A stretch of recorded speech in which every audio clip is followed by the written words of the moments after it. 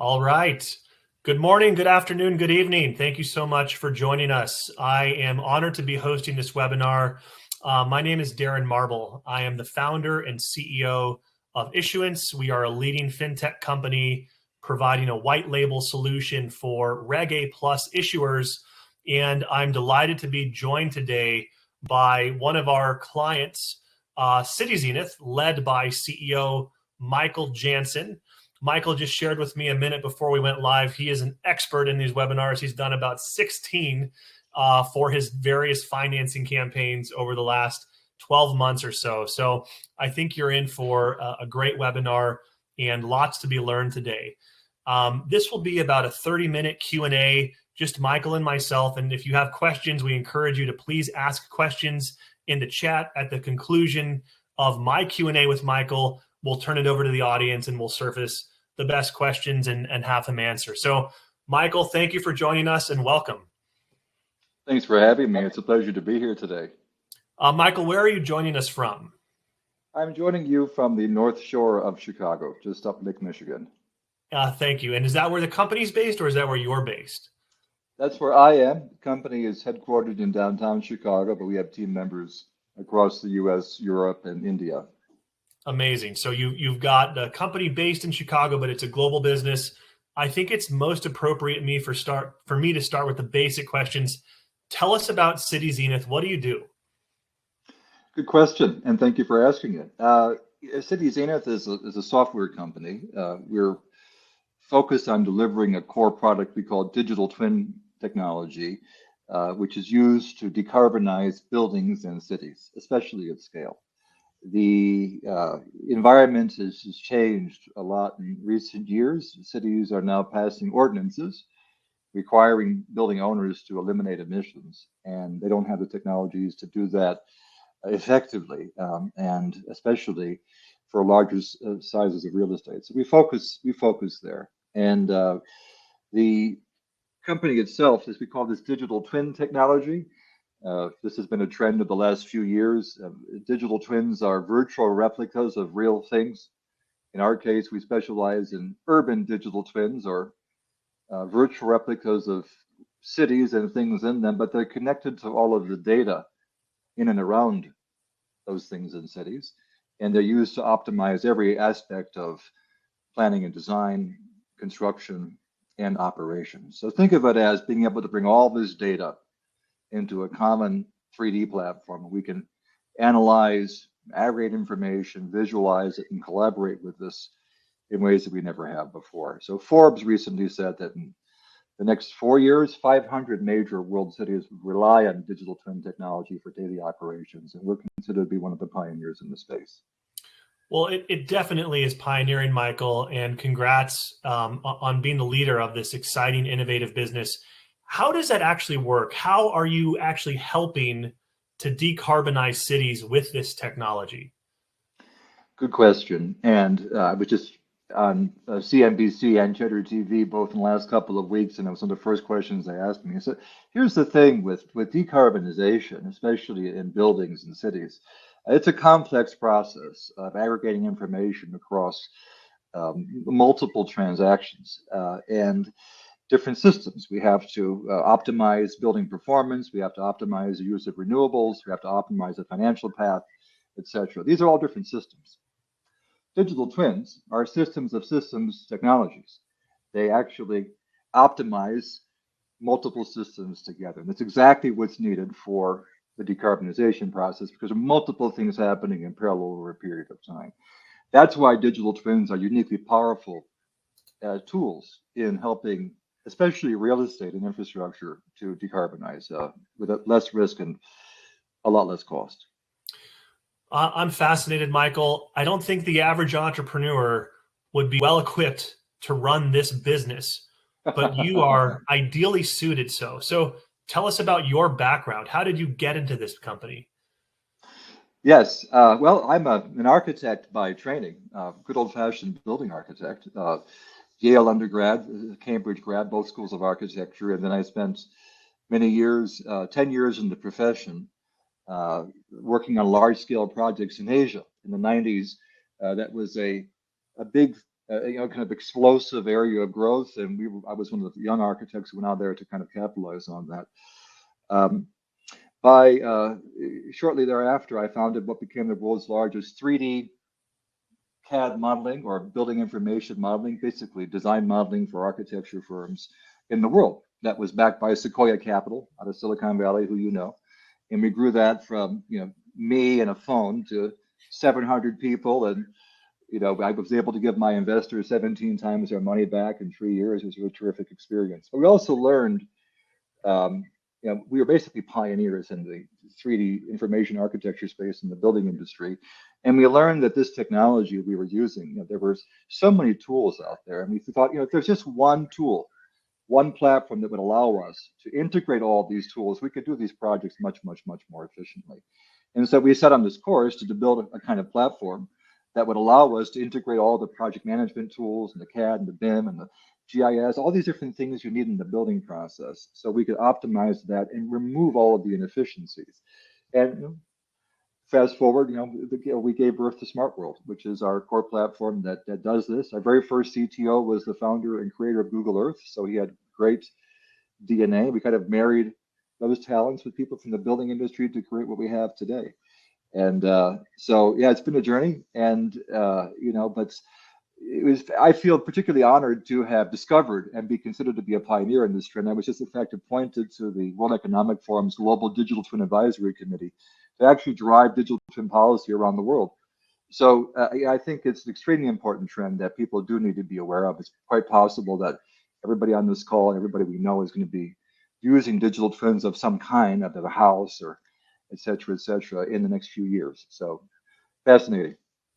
Well, that's an incredible story, and I can appreciate your background. You really are a successful serial entrepreneur, and I heard you say, because I invest as well in companies, that you returned 17 times the capital that your investors in your earlier company had put into that business. So that's a feat in and of itself. It's a very rare outcome and an exceptional outcome.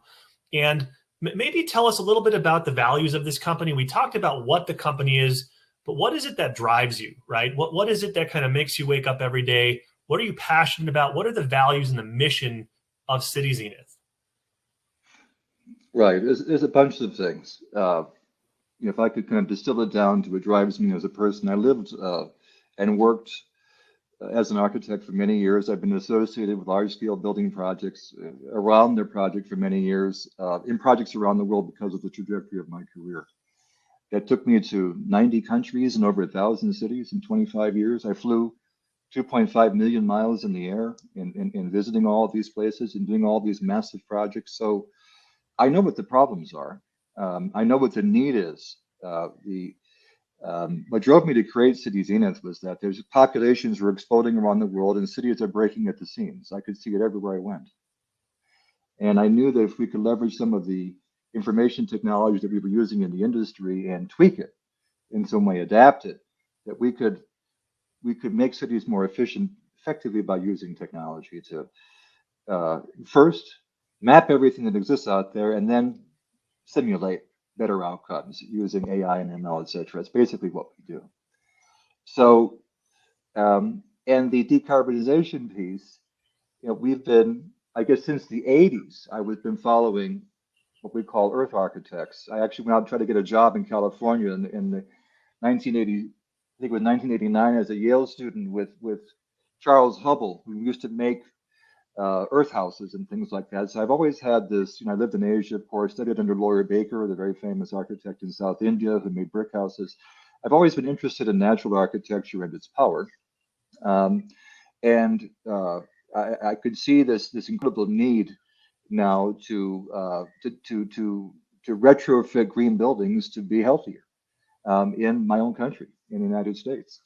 And 1.7% of our buildings here in America are green. 98.3% have to be decarbonized to get to our SDG and Paris goals. They have a long way to go.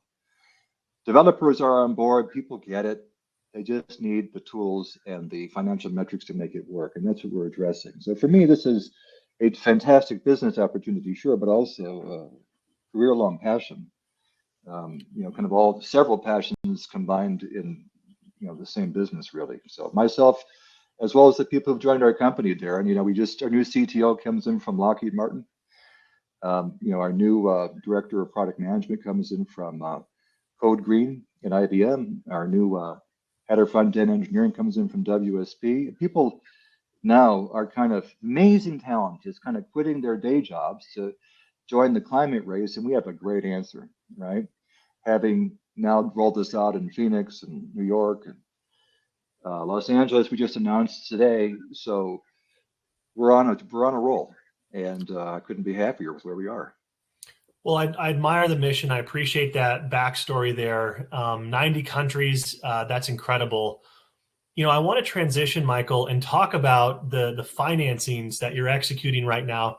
You've actually run 2 Reg CF financings. That's a securities exemption where companies can now raise up to $5 million. And you're in the midst of a Reg A financing, which allows a company to raise up to $75 million, giving you the ability to generally solicit, market the deal. And of course, anyone over the age of 18 globally can legally invest. And what's fascinating to me, Michael, is that you're the type of entrepreneur that venture capitalists kind of knock themselves over for. You are a successful serial entrepreneur. You've had an exit. You've delivered returns to investors, and yet you have consciously opted to raise capital under both Reg CF and Reg A+, which allow the everyday American and, in fact, retail investors around the world to have an opportunity to invest and potentially get in early, maybe even pre-IPO. Why did you, with your background, your network, your track record, why did you decide to, raise capital using Reg CF and Reg A+? Right. Admittedly, it was an experiment in the beginning. We didn't know that it would work. We went on the Republic platform in 2019 and raised what was at that time the maximum, about $1,070,000 in 2.5 months, and it was wonderful. I think it was that experience that taught us a few things. When you launch a public crowdfunding round, you do a lot of parallel marketing that is actually really good for the business. It raises the profile of the company. So not only are you attracting investors, but you're also attracting customers. You're attracting talent to the team. You're attracting partners. So that was helpful. Plus, shareholders, that come in, they take an interest off it. Not everybody. Some people just invest and walk away. That's a lot. But others come in and they have ideas and they want to share how they're thinking about things. They want to connect the business to opportunities, etc. So we thought that was great. That was one. Secondly, not long after, we needed some more money. So we went back to our existing shareholders who just raised money from and asked them for some more, and they gave it to us. Now, in the VC world, that doesn't happen. Or it doesn't happen without some usurious penalty, because I've done it before. It's a separate webinar. But I think the shareholders, as long as you explain to them what you're doing, they were quite gracious. Then we launched, of course, the A+, and we're working with Issuance and I think Issuance is the best provider in the market today for A+ raises and is doing a terrific job for us. But overall, we've crowdfunded basically $13 million. We were involved with crowdfunding before crowdfunding was a thing here. It was called EIS in the UK from 2015 to 17 when it launched. So we actually started this by going to London in 2015 and pitching to London-based investors who had this incredible opportunity to invest whatever they wanted to with special tax rebates from the government. And that basically was a crowdfunding, and it's still very successful. And then now, as I think 2020, the US has overtaken the UK in total number of crowdfunded dollars. And we've been in the US ever since. And all I can say is this, not today, 6,500 shareholders, 35 countries. We feel, this is to the entrepreneurs out there, I feel protected every day. I'm not looking over my shoulder to wonder if the VC is happy. I feel like we can grow. We can, we have room to breathe. And I'll say this, it may not solve all of your problems depending upon your kind of business, right? I think we certainly will be very happy to raise about 20 million or more out of this, maybe 30 million, maybe more. But as a strategy to getting to a very large institutional financing. Today, we're in due diligence with a major energy company to invest substantially in the company. So, but how did we get to this point? The shareholders that invested, out of their own pockets over the last several years created the opportunity for us to do enough to be able to impress super large shareholders, which if I didn't have their support in the beginning, I could never have created Cityzenith. I don't know what VC would have given me money on the basis of my urban digital twin deck. I think that would be a very difficult sell when we were trying to sell it. But the crowd, I think, really understood the merit of this and was willing to wait until the market sort of got, a bit more formed. And that allowed us to be positioned at the front today, be in the World Economic Forum and rolling out left, right, and center. It's all because of what the crowd afforded us to do. So for me, it's been nothing but a positive experience. And there are downsides. We talked about them, management of shareholders. People ask, how do you manage all these people? And actually, there are people inside the company that do that. We have a couple of folks on the one hand that just manage any shareholder concerns, and that's what they do.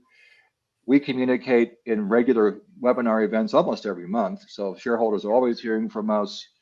We're issuing releases regularly and shareholder updates probably every month or two.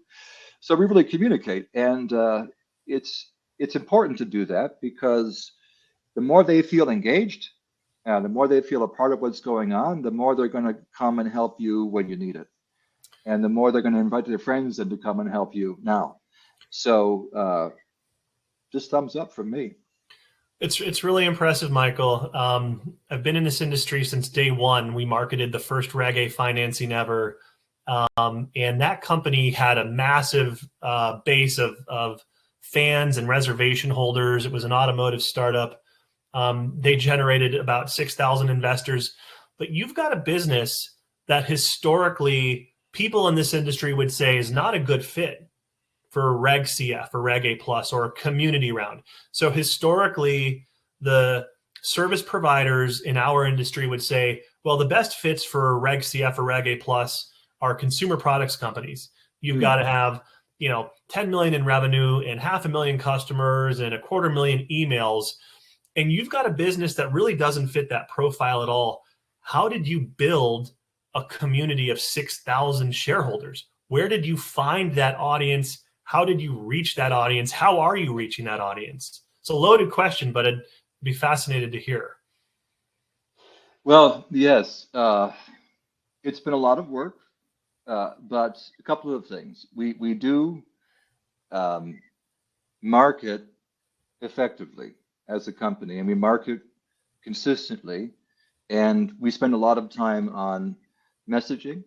The company has, Darren, as a result, been in the media, not paid, but earned media 1,000 times in the last 12 months, Incredible. So people keep hearing about us again and again and again and again and again.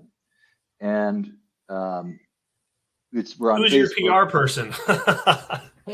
Sounds like they're doing great work for you. Yeah, his name is Paul Stannard, and he is a stud. He's in London, and he and I have been working together for 3 years. We talk almost every day about some issue or another because that's how important the marketing part of this is. It's not just the campaign, but also building. You asked me, how did you get 6,500 people to understand digital twins, right? Yeah. Okay. So that's what this was about, trying to break it down into things that people were going to understand, especially investors, but also just non-investors too. What's the value does it drive? What are the savings? Why is this different? Why are you unique? Answer these questions in the messaging. We drive substantial value, 20 to 40% in savings, depending upon the use case. We can roll through all these different things, and we keep talking about them.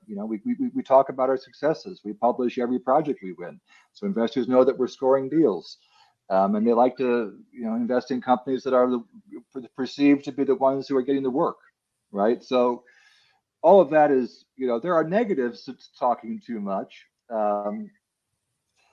The negative, I would say, is that I won't use the word negative, but the minor downside to talking too much is that we also have blown horns so loudly everybody heard, including our competitors. So, we have to be careful because there are Cityzenith copycats out there also, and we see our language showing up in everybody else's presentation. I mean, things I worked on a Sunday afternoon shows up in a major company's presentation, 7 weeks later. Sure. So you have to be careful about that stuff. But if given the choice, I tell you what, that's just a consequence of being popular. And I think you just, that's how you do it. You make sure there's a broad audience for people to understand, and be clear in the messaging, be clear in how we articulate what we're doing, communicate a lot. And lastly, we do a lot of webinars because you can put this in a digital ad or in an article, but when people attend and listen, they really get it. They get to see the videos, they talk to clients, all that type of thing. So all of these things combined help. Well, that's amazing. I mean, it sounds like you've had a tremendous PR campaign thanks to Paul and team. So shout out, Paul, to you. It's really impressive to hear that. And that's one of the upsides, as you called out, Michael, to running a Reg A financing. You're able to go out and share your story with the world. And when you get a lot of that PR and earned media, right? It's not paid. You're getting a story here or there. People are reading and learning about the company. It's really top of funnel marketing. And it sounds like you've had great success in converting those stories and interest into investment dollars. So maybe talking about this campaign specifically, we've talked about you've run 2 prior Reg CFs. Now you're doing a Reg A plus financing. Tell us about the current raise. So what are the terms of the offering? How did you price this round? That's one of the upsides. It's what draws founders into this industry, right? The idea that if you do a Reg A plus, you're going to generally walk away with greater ownership and control of your business and not necessarily be beholden to some venture capitalist. Not that that's a bad thing. And by the way, these things aren't mutually exclusive. We have a lot of clients that raise capital from both VC or institutional type investors, as well as retail, sometimes in the same campaign. Talk to us about this campaign. What is this Reg A? Why are you doing it? How did you come up with the pricing? Things like that. Sure. This Reg A is about 2 years in now, and in total, we've raised about $6 million in the Reg A, and the goal is to raise about $15 million in this Reg A by the end of next year, which I think we'll do, if not sooner. We're $1.50 a share, which we've bid now for a little bit. I can't guarantee that price is going to stay, from what I know, but that's where we are today. We have had a long established valuation histories back to when we started, and that has consistently risen, especially in recent couple of years. For pricing of the round, originally we used multiple comps, and then it was a function of various factors. Like we will soon be applying for a share price increase, potentially on the basis of new IP we've developed. So different things that we've done actually influence share price. And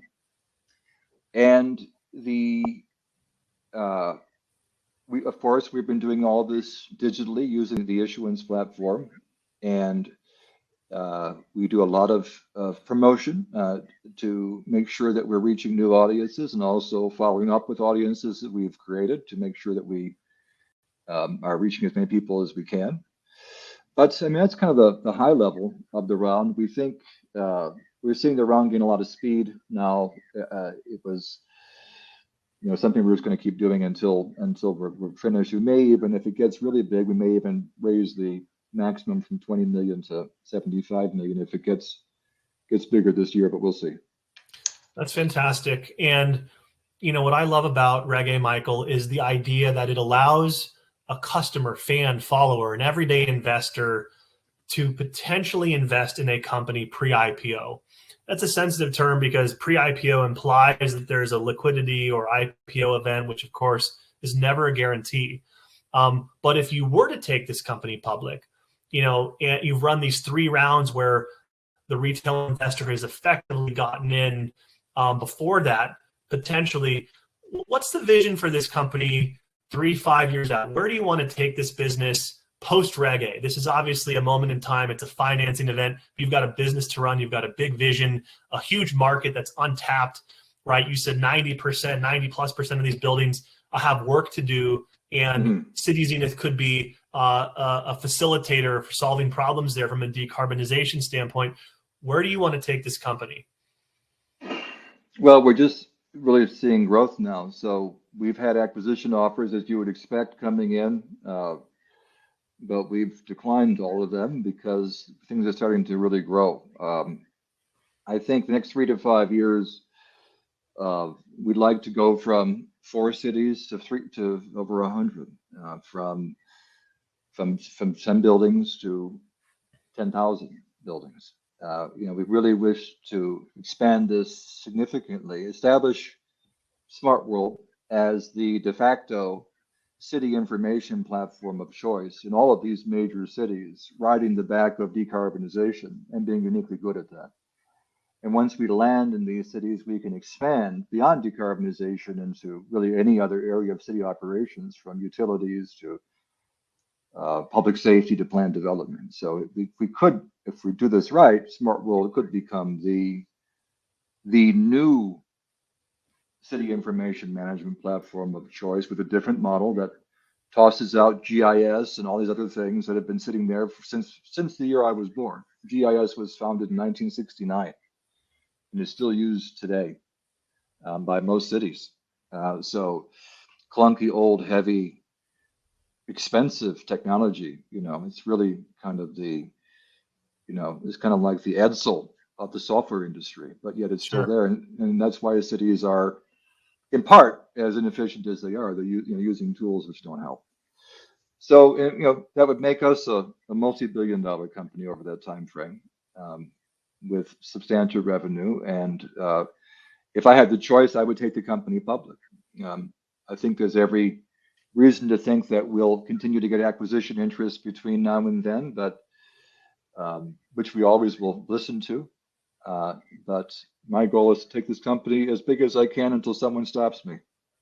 I love it. And we're going to transition to some questions here in a minute. But on that note, I do want to ask, what would your time frame look like? And obviously these things are uncertain, and plans change and markets change, and we're in the midst of a changing market right now. But what's your goal, Michael, in terms of taking this company public? Taking it public is, depending on what happens, 3 years, maybe 4.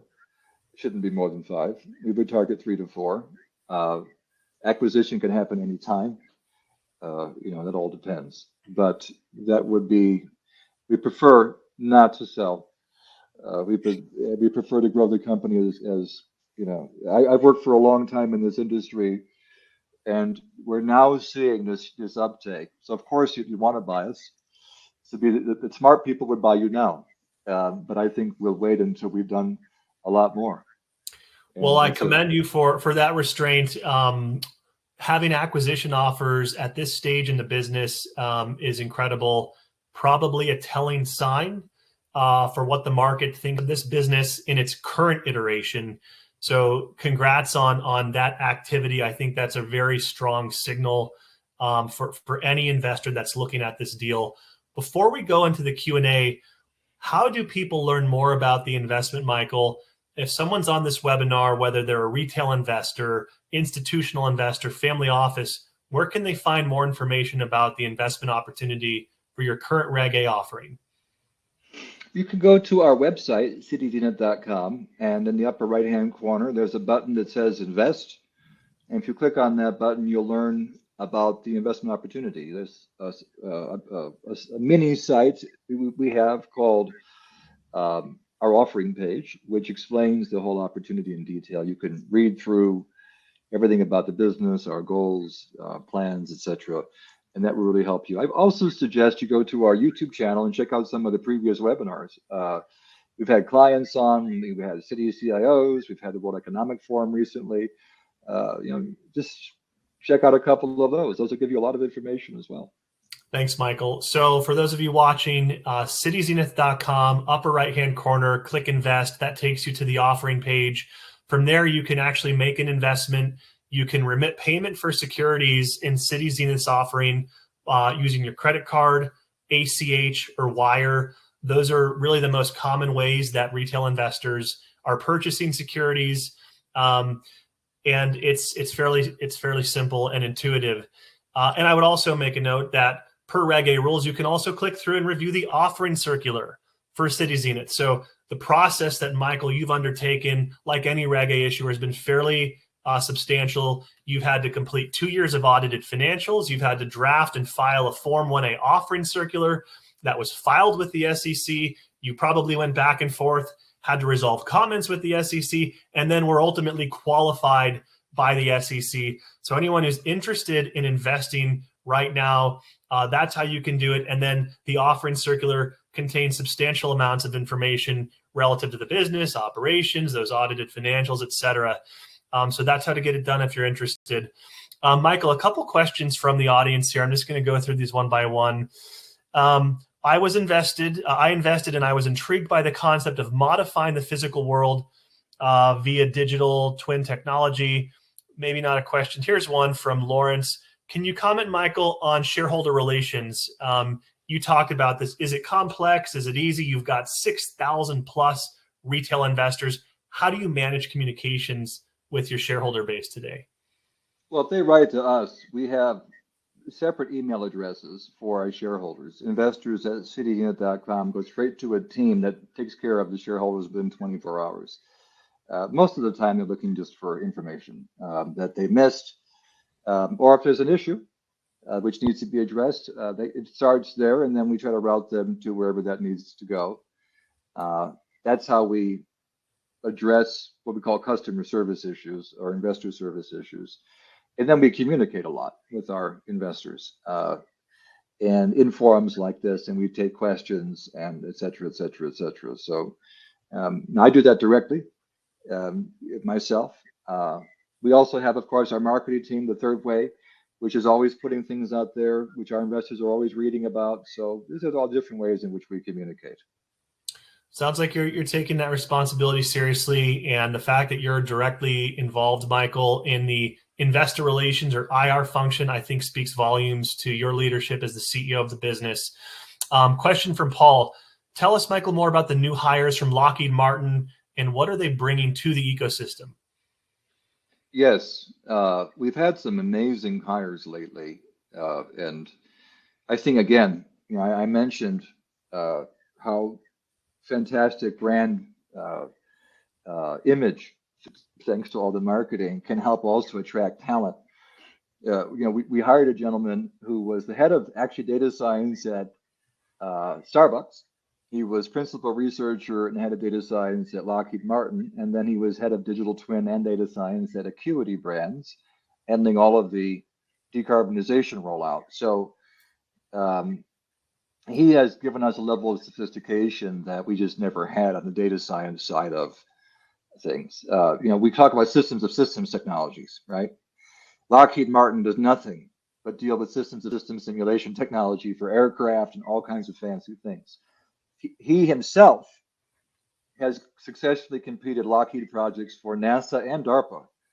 So to have these kinds of people, when we start, as we're developing, especially our prediction and simulation-based data science capabilities, and Prasanta Bose is his name, is a perfect leader for all of this. Then you've got Josh Case, who came in as director of product management from Code Green. Code Green was a leader in building decarbonization software, so and in process. And so Josh comes to us with that background. And we've just brought in an amazing new head of front end, Ludwig Loven from WSP in Sweden. And WSP is a leader in one of the world's top engineering firms and leader in 3D visualization. He was running basically the development of their version of SmartWorld, and now he works for us. So we've just been doing amazing things. I'm going to continue to grab the best and the brightest from all over the world towards this mission. And to your question, Paul, yeah, they've made a huge impact and kept us well in front of the competition. Well, that's impressive, Michael. And, at some point, when you're building a business as the CEO, you can't do everything. Maybe you're focused on raising capital and hiring people, and that might be enough in setting the vision. And it sounds like you've really set a precedent for hiring world-class engineers and developers and talent from some incredible, brand name companies. So hats off to you. We'll do one last question here and then we'll wrap it up. This is a good one. This is from Kazem. Michael, given the large percentage of buildings that need decarbonization, do you think Cityzenith will have the resources to address such a huge need in ways that would really move the needle in the US alone, let alone globally? It's a great question. It depends on what we do, Kazim. It depends really on what we do from now.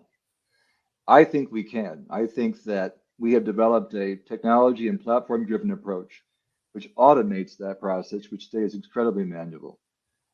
As we begin to deploy this software, every client is seeing how much easier it is to do this using this type of approach. So I think that if we stay on this track, there's every reason to think that those 100 cities will be using our software. There's every reason to think that buildings across those cities will be using our software. And if that's the case, we'll have done that in the world's most polluting 100 cities. And I think we will move the needle because, as you know, Kazim, or maybe not, buildings in cities are 70 to 90% of the emissions. So we have to address the problem to address emissions in cities. And the problem is that it's such a cacophony of tools and such a complicated process to decarbonize a building of its energy source that has become very manual. Buildings are manual. They've been built one at a time all over the world. They're not like cell phones. So developing a tool that can help automate and allow you to plug in and unplug was critical to this. So I would have said earlier, maybe we can't get that far, but with the World Economic Forum on our side and a future major energy company backing us, I think we can. Fantastic, Michael. I love the note of optimism. I think that's a great place to conclude the webinar. I want to thank you for being a guest, for being a client of Issuance, and my hat's off to you on your success. You're now a serial campaigner. As we said before we started, whether you like it or not, you've become an expert in this industry.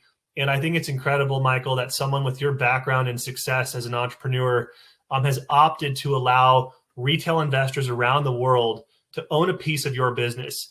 I think you could have easily and can continue to raise capital from institutional investors. And the fact that you're opening up this business to really anyone over 18 globally is incredible. And that's what drives me, and it's what drives our team at Issuance. If you're interested in learning more about the Cityzenith offering, it is open for investment. You can go to cityzenith.com, click on the right-hand button at the top, invest. If you're interested in learning more about Issuance, come visit us at issuance.com. Follow me on LinkedIn. Michael, it's a pleasure. Wishing you the best and continued success in the business. Thank you so much. Thank you, too. Thank you, everyone. Appreciate it. Thank you.